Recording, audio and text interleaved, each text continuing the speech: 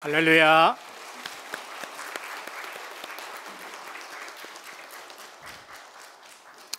신앙 고백합니다. 예수님은 그리스도 모든 문제 해결자입니다.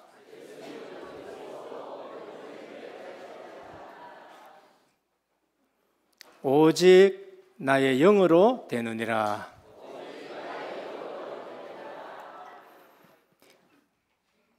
야외 예배 간다고 마음 딴 데 가지 마시고 예배에 집중하시길 바랍니다. 우리 초대교회에는 아름다운 행사가 하나 있었습니다.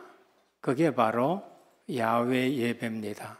제가 어릴 때에 5월 5일 어린이 주일 되면은 교회들이 5월 달에 아름다운 곳에 아주 환경 좋은 곳으로 가가지고 예배 드리고 또 우리 어린이들 위해 가지고 같이 놀고 성경 퀴즈도 하고 달리기도 하고 그 했던 아름다운 추억이 있습니다.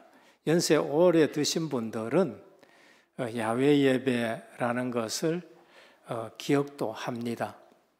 그리고 한 교회가 하는 것이 아니라 제가 자랄 때에는 그 주변에 면 단위의 교회들이 전체 또 연합해 가지고 물가라든지 또 산으로 가가지고 예배드리고 교회끼리 서로 연합해서 하나 되는 그런 모습도 있었습니다. 교회가 도시화 중심으로 이렇게 성장하다 보니까 또 그런 것이 없어지기도 하는데 우리 은혜교회가 오래간만에 주일 예배도 드리고 또 야외 예배 드리게 되는 것을 또 감사하게 생각합니다. 오늘은 성령님의 은사와 통일성이라는 제목을 가지고 잠시 말씀드리도록 하겠습니다. 진짜 예수 믿는 것이 행복할까요? 대강 예수 믿는 것이 행복할까요? 반드시 또 물으면은 진짜 예수 믿는 것이 행복하다 그럴 겁니다. 맞는 말입니다. 예수 믿는 것이 힘들다 하는 사람이 있어요. 그 왜 그러느냐? 대강 예수 믿어서 그렇습니다. 진짜 예수 믿는 사람은 행복합니다. 진짜 예수 믿는 사람은 어려움 당하고 예수 믿는 것 때문에 어려움 당하면 기뻐합니다. 왜 그런가 하면은 내가 진짜이기 때문에 그런 거예요. 분명히 예수님은 말씀하셨습니다. 너희가 세상에서 환난을 당하나 담대하라. 내가 세상을 이겨내라고 하셨고 너희가 세상에 속했으면 세상이 자기 것을 사랑할 것이나 너희가 세상에 속하지 아니하고 내게 속했기 때문에 세상이 너희를 핍박한다라고 말씀을 하셨어요. 내가 예수 믿는 것 때문에 내가 의인으로 살아가는 것 때문에 어렵다. 그러면은 그게 기쁨이 돼요. 사도 바울은 예수 믿는 거 하나 때문에 전도하는 거 하나 때문에 어디에 갔었느냐? 감옥에 수도 없이 갔습니다. 그런데 빌립보서를 쓸 때 뭐라 그러냐?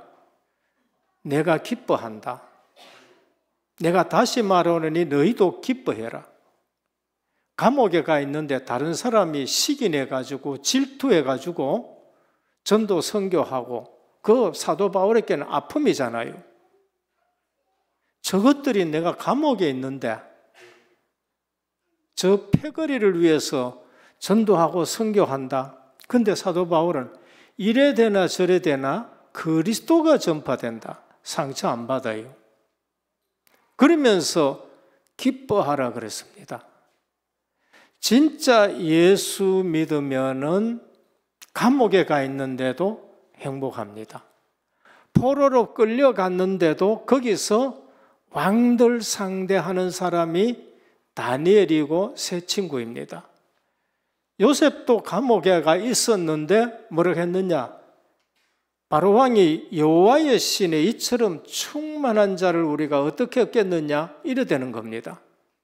그래서 히브리서 11장 38절에 뭐냐? 세상이 감당치 못한다라고 그렇게 말씀합니다. 공부 진짜로 하는 사람이 공부가 어렵겠어요? 대강하는 사람이 어렵겠어요? 진짜 공부하는 사람은 공부가 어렵지 않습니다. 시간이 어떻게 가는지를 몰라요. 그런데 공부 대강하는 사람이 이 공부가 어려워요. 왜 그렇게 공부가 어려운지 모릅니다. 오늘 우리는 성령이 주시는 은사와 통일성입니다. 정말로 신앙생활 하면은 교회 오면은 은혜 받습니다. 그리고 현장 가면은 응답 받습니다. 그게 신앙생활의 실제적인 모습인 거예요. 근데 오직을 안 하고 대강하고 내 중심으로 하고 내 계획으로 하고 내 머리로 신앙생활 하니까 어려운 거예요. 오늘 본문에 뭐라고 하셨느냐 하면은 그러므로 내가 너희에게 알려니 하나님의 영으로 말하는 자는 누구든지 예수를 저주할 자라 하지 아니하고 또 성령으로 아니하고는 누구든지 예수를 주시라 할 수 없느니라 라고 말씀했습니다. 첫 번째입니다. 성령 하나님이 주시는 은혜가 있습니다. 그게 뭔가? 구원의 은혜입니다. 이것이 바로 예수 믿는 시작인 것입니다. 예수 믿는다는 말은 내 발로 교회 왔는 것 같지만은 아니에요. 성령 하나님이 여러분들을 이곳으로 인도하셨습니다. 그래 신앙이 고백이 되어지고 그래 믿어질 때에 그게 진짜 예수 믿는 거예요. 내가 뭐 예수 열심히 믿고 아닙니다. 그래서 어려운 거예요. 여기에 우리가 믿는 하나님은 성삼위 하나님이신데 제가 이거 자주 말씀드립니다. 왜냐하면은 이것이 신앙으로 바로 안 박히면은 열심히 하는데 그게 넘어지는 신앙입니다. 우리가 믿는 하나님은 성삼위 하나님이에요. 성부 하나님이 우리를 선택하셨고 에베소 1장 4절입니다. 성자 그리스도가 십자가에서 우리 구원을 이루셨고 성령 하나님이 그 일에 인쳐 보증하셔서 이루어진 구원 속에 있는 겁니다. 그걸 은혜라고 말해요. 그래서 성령 하나님이 주시는 가장 큰 은혜가 뭔가? 저와 여러분을 예수 믿게 감동시키고 신앙 고백하게 하신 거예요. 그게 구원인 것입니다. 우리로 예수를 주시라고 고백하는 것은 내 머리로 되는 것이 아닙니다. 학교 가서 우리가 아무리 공부 열심히 하고 철학책을 아무리 뒤져봐도 예수 그리스도를 나의 주라고 고백하게 할 수 있는 일들이 일어나느냐? 더 안 돼요. 나는 철학을 해보니까요, 내 이성 가지고는 하나님을 믿을 수가 없는 거 있죠. 철학 가지고는 안 돼요. 우리 이성 가지고는 하나님을 고백할 수 있느냐? 안 되는 겁니다. 그래서 종교 생활하면은 할수록 힘이 들어요. 예수님이 어느 날 예수 믿게 찾아온 니고데모 종교인입니다. 아주 반듯한 사람이에요. 예수님께 나왔었을 때 예수님이 네가 거듭나야 하리라고 말씀을 던졌습니다. 그러니까 이분이 깜짝 놀라며 어떻게 내가 다시 태어납니까? 어머니 뱃속에 어떻게 갔다가 나옵니까? 물으니까 네가 이스라엘의 선생으로서, 이스라엘은 하나님의 백성이죠. 네 하나님의 백성의 선생으로서 거듭나야 된다는 말을 알지도 못하느냐? 거듭난다는 것은 성령으로 나는 것인데 바람이 임의로 불매 어디서 와서 어디로 가는지 알지 못하듯이 성령으로 나는 것은 그러하니라. 우리 생각으로 되는 것이 아니에요. 베드로가 주는 그리스도시요 살아계신 하나님의 아들이십니다 할 때에 우리 주님이 바요나 시몬아 네가 복이 있도다. 이를 네게 알게 하니는 혈육이 아니요 학교 선생이 아니고 아버지가 그래서 한 거 아니고 하늘에 계신 내 아버지시라 그랬어요. 그러니까 내가 예수 믿고 구원받을 수 있도록 주의 성령이 우리에게 역사하신 줄 믿으셔야 돼요. 그게 가장 큰 은혜입니다. 이 은혜를 모르고 이 구원이 어디서 시작된지 모르고 신앙생활을 하니까 판판히 신앙생활이 힘드는 겁니다.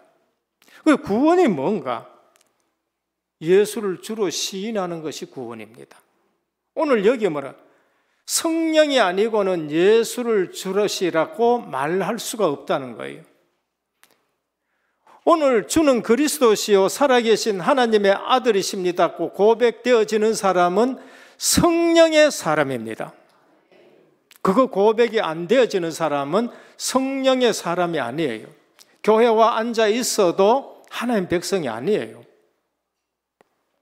그러면은 예수님이 주시라고 하는 것이 뭔가?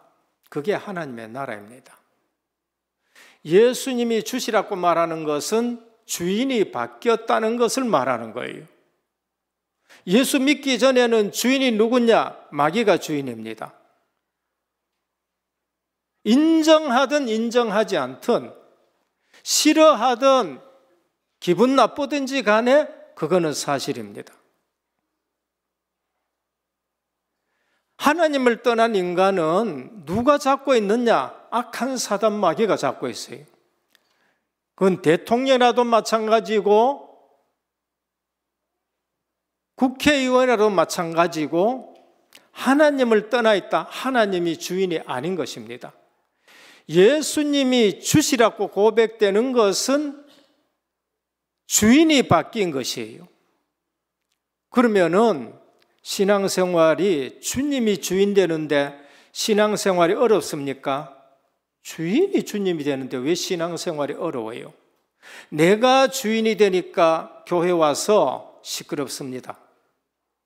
내가 주인 되니까 가정에서 시끄러운 거예요. 교회 와서 내 주장 자꾸 하니까 주님이 주인이 안 돼서 교회가 시끄러운 거예요. 오늘 은혜교회에 주님이 주인 되시기를 축원합니다. 여러분 가정에 주님이 주인 되시기를 축원합니다. 그러면은 주님이 주인 됐는데 내가 왜 걱정을 해요? 그래서 우리 신앙생활에 주님이 주인 된 것을 하나님 나라라고 말합니다. 우리는 하나님의 나라를 많이 듣습니다. 그러면 하나님의 나라에 진정한 개념이 뭔가? 주님 주인 되는 것이 하나님 나라입니다.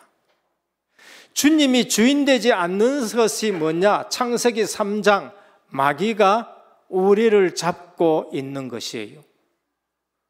내가 예수 믿는데도 어느 날 내 생각이 내가 주인 돼 있다. 신분은 안 바뀌는데 그때 마귀 종의 생각이 마귀 종이 되어버린 거예요. 그래서 예수 믿는데 자꾸 이상한 짓을 하는 겁니다. 오늘 성령 하나님이 주시는 가장 큰 은혜가 예수 그리스도를 구주로 시인하고 내가 하나님 자녀 됐고 주님이 내 주인 된 것이다라는 것이 가장 큰 복입니다.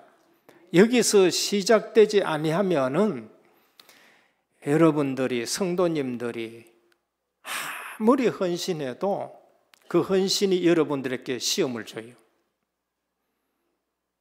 여러분들이 봉사 열심히 해도 열심히 했는 것 같고 여러분 시험 듭니다.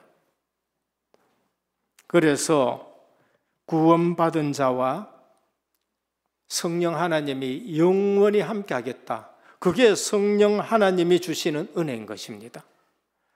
그 제대로 된 누림이 있어야 되고 제대로 된 복을 누릴 수가 있어야 됩니다. 요한복음 14장 16절에 이렇게 말씀하셨습니다.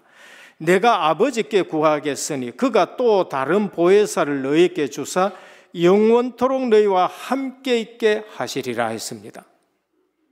이게 성령 하나님이 주시는 은혜예요. 우리는 가장 좋은 은혜를 놔두고 육신적인 것을 향해서 달려가고 붙잡고 하니까 무너지지 않을 수가 없는 신앙생활을 하는 겁니다. 성령 하나님은 구원받은 하나님의 백성에게 영원히 함께 하십니다. 그래서 우리를 책임지시는 거예요. 우리로 진리를 분별케 하십니다. 고린도전서 2장 13절. 왜? 성령 하나님은 진리의 영이십니다. 그래서 요한복음 14장 17절에 보면은 우리로 하나님의 말씀이 생각나게 하고 진리이신 성령이 우리로 깨닫게 하고 진리의 영이신 성령 하나님과 함께 하시니까 진리 아닌 것을 분별하게 합니다. 교회를 위로하실 뿐만 아니라 우리를 거룩하게 만들어 가십니다. 요한복음 14장 26절에 보면 데살로니가 후서 2장 13절에 보면은 하나님이 처음부터 너희를 택하사 성령의 거룩하게 하심과 진리를 믿음으로 구원을 받게 하신다라고 하셨어요. 그래서 성령 하나님이 우리를 구원시키셨으면은 우리에게 영원히 함께 하시고 진리의 영이시기 때문에 진리를 분별케 하시고 하나님의 말씀이 생각나게 해가지고 이단에 빠지지 않게 하셔요.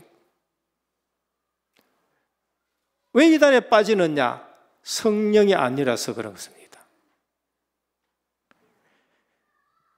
그러면서 마지막에 성령의 권능을 우리에게 주셔가지고 세계 복음화의 증인으로 세우는 것입니다. 우리를 구원하신 성령께서는 우리를 유익하게 하십니다. 그게 4절에서 7절입니다.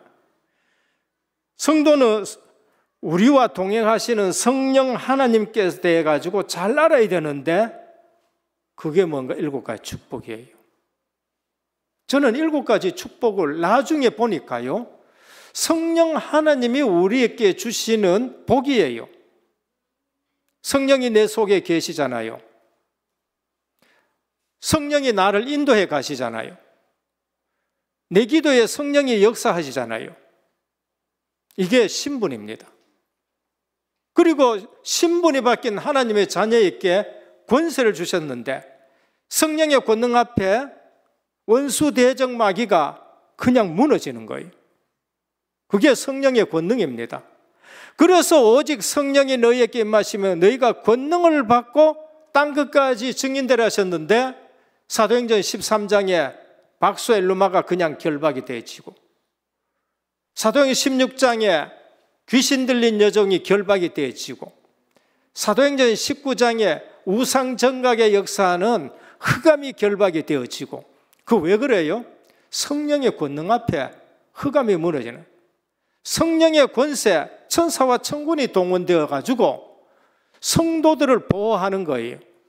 불신자에게는 누가 따라다녀요? 귀신 따라가요. 그게 지옥의 배경이에요. 우리 성도는 천국 배경인 줄 믿으셔야 됩니다. 그래서 천군 천사가 동원되어지는 거예요. 저는 예배 드릴 때에 늘 기도합니다. 예배를 돕는 주의 천사와 천군이 동원되어 가지고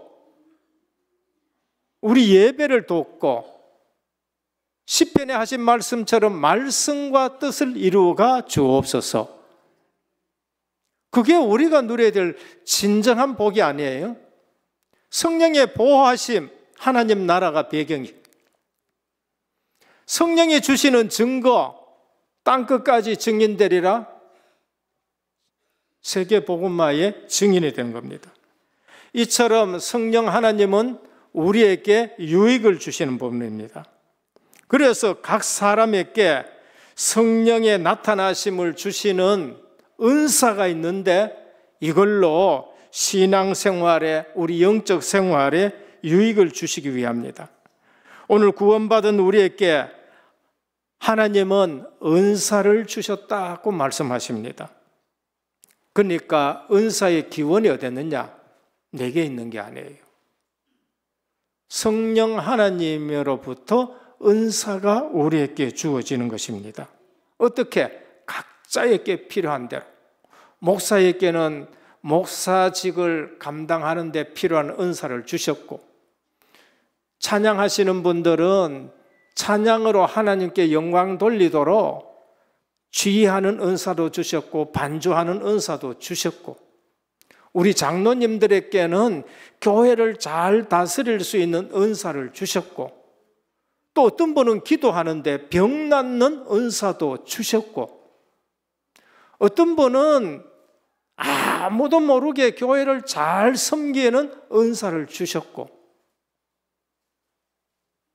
하나님은 각자 필요에 따라, 교회의 필요에 따라, 어느 분은 사업을 잘해서 교회의 경제적인 부분을 담당할 수 있는 은사를 주셨고, 각자의 필요에 따라 주셨다는 거예요. 내게 주신 은사를 찾으면은 내게 주신 은혜와 구원, 영적인 복, 내게 주신 은사는 나의 영적 생활 유익과 교회의 유익을 위해서 주신 은사를 찾으면은 그걸로 행복해요. 근데 이걸 못 찾으면 어떻게 하느냐? 신앙생활 하는데 맨날 너 몇 개 부러워. 지휘하는 사람은 지휘하는 거 부럽고, 통역하는 사람은 통역하는 거 부럽고, 그 다음에 사업 잘하는 사람은 사업 부럽고, 이제 이래 돼가지고 나중에 불평 나오고 원망 나오는 거예요. 그때 나를 구원하신 그 은혜를 생각하고, 그리고 내게 주신 은사를 발견하고 그걸로서 하나님 나라를 위해서 쓰임 받으면은 더 이상 바랄 것이 없고, 그러면서 감사한 거예요. 저는 누가 뭐 다른 사람 부러운 건 없어요. 하나님이 나를 이처럼 복음 전할 수 있고 말씀 전할 수 있는 은사를 주셨다는 것만으로도 저는 행복해요. 뭐 기분 나빠요? 하나님은 저를 제일 사랑하신다는 것을 저는 믿습니다. 왜 그런가 하면은 그만큼 하나님이 나를 사랑하고 있다는 것을 체험하고 있어야 돼요. 그러면 나는 답을 드립니다. 하나님이 여러분을 제일 사랑하는데 여러분 몰라서 그래요. 몰라서 그래요. 그럼 목사님 제일 사랑한다며? 제일 사랑하지요. 그럼 나도 제일 사랑한다며? 사랑하지요. 어떻게 그럴 수 있냐? 하나님이시니까. 그분은 전능하신 분이니까 그래요. 둘째입니다. 은사에 대한 바른 이해입니다. 은혜와 은사를 이해하셔야 됩니다. 은혜라는 말은 은사보다 더 포괄적이고 더 넓은 의미를 가지고 있습니다. 은사는 은혜 안에서 이해할 수 있는 단어고요. 은사는 개별적이고 구체적이고 은혜의 내용이고 은혜의 종류고 은혜의 결과인 것입니다. 그래서 은사는 은혜 안에 있는 것입니다. 성령 하나님께서 성도들에게 각자 신학의 유익을 도모하기 위해서 주신 선물이에요. 그래서 더 중요한 것은 그리스도의 몸과 교회와 다른 성도들의 영적 유익을 위해 은혜로 주신 선물입니다. 그런데 이게 목적이 되어서는 안 돼요. 그래서 행복이 없는 겁니다. 성령께서 하시는 일은 이 은사가 때로는 심오하고 때로는 역동적이고 신비로움이 있습니다. 병이 낫기도 하고, 그리고 기적 같은 것도 일으키고, 이런 일들이 있어서 신비롭습니다. 그러나 그것만이 은사가 아닙니다. 성도 개인과 교회가 바른 이해를 가지지 못하면은 개인과 교회에 혼란을 가져다 주는 것이 그게 은사입니다. 그 은사는 내 신앙의 유익을 위해서 주는 거예요. 근데 그게 더 나아가서 교회의 유익이 되고 교회의 질서를 따라 사용이 되어야 되는데, 내 개인의 유익을 위해서만 그 은사를 사용하면은 내 신앙에 손해가 오고요, 교회에 혼란을 가져옵니다. 왜냐하면은 이교도들의 종교적 체험들 사이에도 유사한 은사가 있어요. 일반 은총입니다. 중들도 방언한다니까요. 사이비들이 기도하면 병 낫는다니까요. 그래서 유사한 것이 있습니다. 그래서 분별력이 없으면 미혹의 역사로 교회가 혼란스러워지는 겁니다. 성도들이 이러한 부분을 잘 모르는 겁니다. 그래서 개인의 신앙 유익을 넘어서 교회의 유익과 덕을 위해서 그게 쓰여져야 되고 질서를 따라서 쓰여져야 된다. 그게 오늘에 나오는 본문이에요. 그런데 질서를 위해서 얘기하면은 목사님이 시기한다 그러고, 이런 일들이 일어나는 것이 한국 교회에 일어나는 일입니다. 은사의 분류와 다양성입니다. 이적적인 은사가 있습니다. 예언, 영분별, 능력 행함, 병고침, 방언, 통역함, 이거는 이적적인 은사입니다. 그런데 비이적적인 은사예요. 이적하고는 상관없는 은사가 있습니다. 사도직, 선지자직, 교사직, 목사직, 지혜의 말씀, 지식의 말씀, 복음 전하는 거, 가르치는 거, 이거는 비이적적 은사입니다. 그리고 생활에 관계되는 은사가 있습니다. 섬기는 거, 구제하는 거, 다스리는 거, 권면하는 거, 위로하는 거, 긍휼 베푸는 거, 서로 돕는 거. 그런데 신앙의 뿌리가 없으면은 이적적인 은사에 미혹되는 일이 많아요. 우리 주님 말씀하셨습니다. 내가 올 때에 미혹하는 영이 있어서 많은 이적을 일으키리라. 복음 전하면 이적이 일어납니다. 복음 전하면 기적도 일어나고, 복음 전하면 병도 고침을 받고 하기도 합니다. 우리가 은사의 다양성을 인정해야 됩니다. 방언의 은사나 신유의 은사만 있고 섬김과 봉사의 은사가 없다고 하면 교회가 제대로 유지될 수 없습니다. 우리는 각 은사는 다양하고 인정을 해야 돼요. 오히려 방언과 신유의 은사가 없이는 교회가 유지될 수 있으나 섬김이나 봉사의 은사가 없으면 교회가 유지될 수가 없어요. 방언 없어도, 신유가 없어도 말씀과 기도와 섬김으로 교회는 유지될 수는 있어요. 그러나 섬김이 없고 가르침이 없고 봉사가 없으면 교회가 유지될 수는 없습니다. 방언과 신유의 은사는 개인과 교회에 유익을 줄 수 있어도 교회를 유지하는 것과는 거리가 있는 은사예요. 그러나 성경에서 방언하지 말라고는 얘기하지 않아요. 방언하는 걸 금하지 말라고 하고 있습니다. 오늘 본문에 보면 성도는 자기가 받은 은사만이 유일한 은사, 최고의 은사라고 여기는 것은 위험해요. 대구에도 어떤 교회는요, 우리 교회가 진짜 다락방 하는 교회이지 다른 교회는 아니다고 얘기해요. 굉장히 위험한 교회입니다. 그런데 또 한 부분에 역사 이런 걸 보고 그 교회를 또 진짜인 것처럼 여기는 성도들이 있어요. 굉장히 어린 신앙입니다. 은사는 여러 가지나 성령은 같고 직분은 여러 가지나 주는 같으며 사역은 여러 가지나 하나님은 같다. 통일성을 이루어야 돼요. 그래서 전에 제가 말씀드렸지요. 교회는 거룩성이 있어야 된다. 예수 그리스도의 피로 구분됐다. 교회는 보편성이 있어야 된다. 누구든지 믿으면 구원 얻게 된다. 차별이 없다. 교회는 사도성이 있어야 된다. 사도들로부터 전하여 준 이 성경 말씀을 제대로 해석하는 교회가 되어야 된다. 사도성이에요. 이단의 뿌리는 사도성이 없는 거예요. 그리고 교회는 통일성이 있어야 된다. 예수 그리스도로 하나 되는 것이 통일성이에요.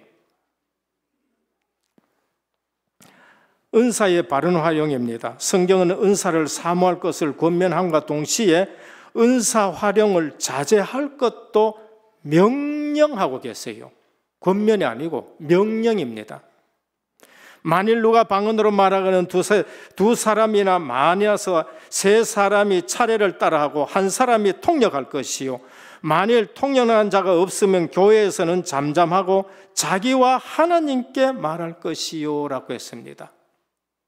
방언이 있어도 통역이 되지 않으면은 자기와 하나님과의 방언만 하라. 그렇게 오늘 본문의 말씀입니다. 예언하는 자들의 영은 예언하는 자들에게 제재를 받나니 하나님은 무질서의 하나님이 아니시요 오직 화평의 하나님이시라. 예언하는 자, 지금으로 말하면 설교자입니다. 설교자의 말씀도 설교자들과 같이 서로 검증이 되어야 된다는 거예요. 제가 여기서 설교하는데 다른 다락방의 설교자의 말씀하고 틀리게 설교하면은 서로 간섭이 되죠. 그 말이에요. 예언하는 자들의 영은 성령입니다. 예언하는 자에게 제재를 받나니 내가 설교하는 것이 하나교회 목사님 설교하고 맞아야 돼요. 서로 검증이 되어야 된다는 것을 말씀합니다. 그게 통일성입니다. 40절에 모든 것을 품위 있게 하고 질서 있게 하라. 오늘 이 강단에서 전하는 말씀이 사도들의 전하는 말씀과 맞아야 되고 속사도들이 하는 말씀과 맞아야 되고 교부들이 하는 말씀하고 맞아야 되고 검증이 되어야 된다. 그 말씀이에요. 그래서 모든 것을 품위 있게 하고 질서 있게 하랍니다. 각자 받은 은사가 다를 수 있으나 궁극적인 목적은 하나로 상호 협력이 필요하다. 그래서 은사 받은 자들의 주의할 점이 뭔가? 은사를 자신의 과시나 세속적인 유익을 위해서 사용하면은 영적인 손해가 온다. 은사를 적극적으로 하되 오직 자신의 신앙과 교회의 유익을 해야 되고, 은사 주신 목적이 뭔가? 은사 주신 목적은 이 은사가 드러나고 이 은사가 사용될 때에 모든 사람이 예수가 주시라고 고백되어지도록 주신 은사예요. 그게 중요한 거예요. 참 은사와 거짓 은사를 구별해야 됩니다. 참 은사는 성경에 입각해서 교회의 덕을 세우고 하나님 앞에 영광 돌린 겁니다. 그래서 고린도전서에는 오직 복음에 유익이 되느냐 유익이 되지 않느냐, 그리고 교회에 덕이 되느냐 덕이 되지 않느냐, 하나님께 영광이 되느냐 영광이 되지 않느냐, 이게 기준이라고 말씀합니다. 세 번째, 은사는 신앙의 목적이 아니라 건덕을 위한 수단입니다. 은사는 덕을 세우기 위한 거예요. 우리 신앙의 목적이 아닙니다. 그래서 은사 그 자체가 신앙의 목적이 될 수 없고, 하나님이 필요에 따라 각 사람에게 필요한 대로 주시는 거예요. 은사는 다양하지만 은사를 주신 궁극적인 목적이 뭔가 기억하셔야 됩니다. 이거는 은사가 나타나는 곳에 예수를 주라 시인하는 고백과 예배가 있어야 된다는 거예요.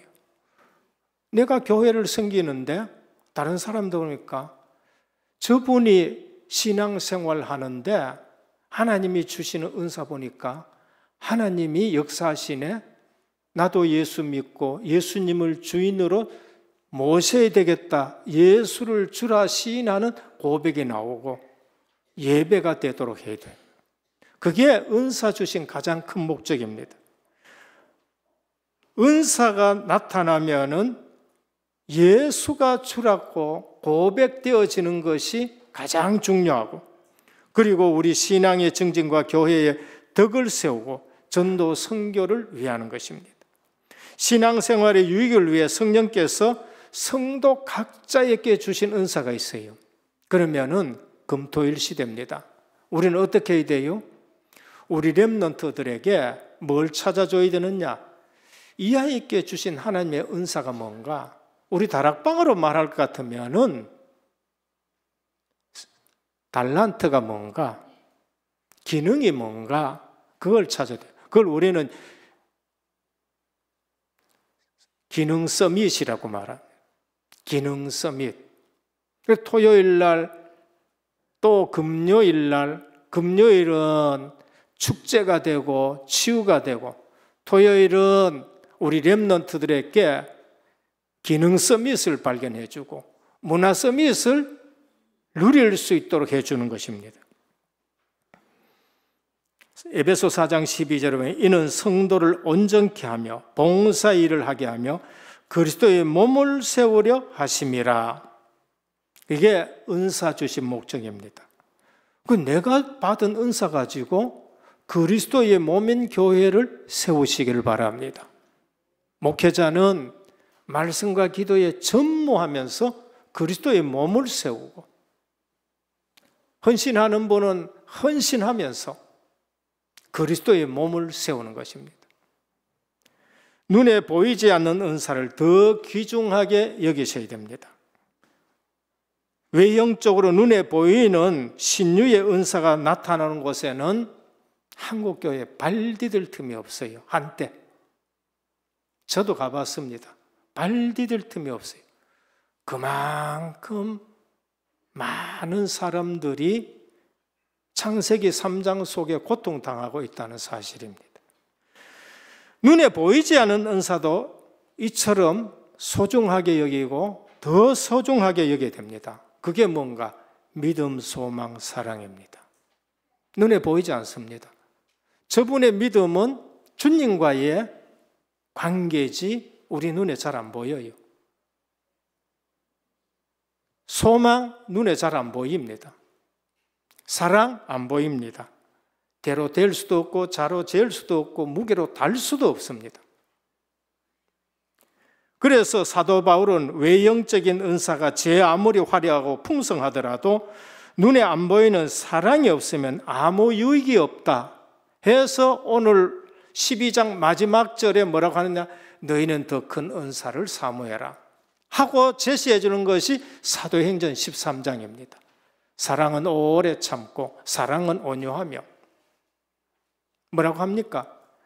내가 사람의 방언과 천사의 말을 할지라도 사랑이 없으면 소리나는 구리와 울리는 꽹과리가 되고, 내가 예언하는 능력이 있고 모든 지식과 모든 비밀을 알고 또 산을 옮길 만한 믿음이 있을지라도 사랑이 없으면 내가 아무것도 아니요. 내가 내게 있는 모든 것으로 구제하고 내 몸을 불사르게 내어줄지라도 예수 그리스도의 사랑이 없으면 내게 아무 유익이 없다는 거예요. 가장 좋은 은사가 사랑이고, 그것이 바탕이 돼서 예언하고, 그것이 바탕이 돼서 섬기고, 그것이 바탕이 돼서 신유가 일어나고, 그것이 바탕이 돼서 위로하고 권면해야 되지, 그거 빠지고 말을 아무리 잘하는 설교라도 그거 빠지면은 소리나는 구리와 울리는 꽹과리가 되고 소용이 없다는 거죠. 가장 큰 은사, 믿음, 소망, 사랑이라고 말씀합니다. 그래서 오늘 성령의 은사와 통일성입니다. 성령이 주시는 은혜는 우리로 구원받게 하신 것이고, 은사는 내 신앙생활에 유익을 주는 것이지 목표는 되지 않는다. 왜 그걸 주셨느냐? 내 신앙에 유익이 되고 교회 공동체에 몸을 세우기 위함이다. 그래서 교회 생활을 더욱 건강하게 하도록 하나님이 주신 영적인 선물이다. 그 은사를 바르게 사용해라. 그런데 더 큰 은사가 있다. 믿음, 소망, 사랑이다. 우리 기본을 더욱 든든히 하는 우리 성도님 되시기를 주님의 이름으로 축원합니다. 결론입니다. 교회는 다양성 안에서 단일성을 추구하는 유기체입니다. 다양성이 클수록 교회는 커질 수가 있습니다. 그러나 커지기만 해서는 안 돼요. 단일성이 있어야 됩니다. 통일성이 있어야 됩니다. 유일성이 있어야 됩니다. 그게 오직 그리스도, 하나님 나라, 성령 충만, 이게 단일성인 겁니다. 단일성이 있으되 다양성이 있어서 교회가 부흥이 되어야 되고, 성도들의 사랑이 온전할 때에 연합하고 그리스도의 몸이 건강해진다고 그렇게 말씀을 합니다. 그래서 우리 은혜교회에 오직 예수 그리스도의 복음으로 서로 사랑하시기를 축원합니다. 사랑이 있어야 돼요. 하나님의 세상을 이처럼 사랑하사 그리스도를 우리에게 보내신 것입니다. 기능의 차이가 존재 가치의 차이를 나타낸 건 아니에요. 은사의 차이가 그 사람의 존재 가치를 나타내는 것은 아닙니다. 은사가 더 크다 이거 그 사람의 존재 가치가 더 큰 거 아니에요. 은사는 그 사람의 필요에 따라 주셨고 그 교회를 섬기라고 주신 거예요. 우리 교회는 정말로 숨어서 하는 은사의 손길들이 많이 있습니다.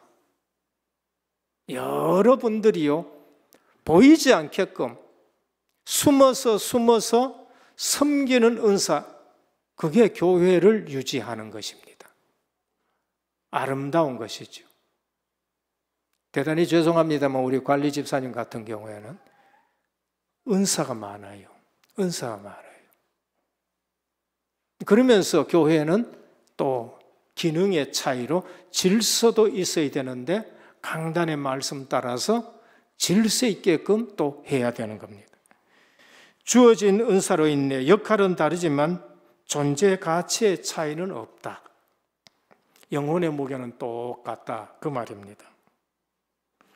사랑이 없는 은사는 때로 남을 해치기도 한다라는 것을 알고 하나님이 주신 귀한 은사로 몸된 교회를 건강하게 해나가는 저와 여러분 되시기를 예수 그리스도 이름으로 축원합니다.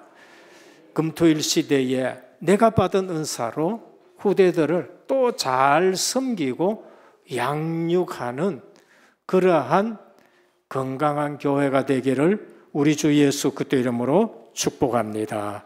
주님 감사합니다. 성령님이 주시는 은사와 통일성입니다. 각자에게 다 은사를 주셨는데 이걸 찾지 못하면 남의 것이 부럽습니다. 오늘 그러한 신앙생활이 없도록 은혜 속에 구원받은 우리가 너무나도 소중하고 귀하다는 사실을 알고 성령의 7가지 축복을 가지고 내게 주신 은사로 주님의 교회를 든든히 세우고 건강하게 도울 수 있는 성숙된 그리스도인들 되게 하옵소서. 오늘 야훼 예배를 드립니다. 야훼에서 또 마음껏 누리기를 원합니다. 모두가 자기 은사대로 섬기는 손길들 되게 하옵소서. 예수 그리스도 이름으로 간절히 기도드립니다. 아멘.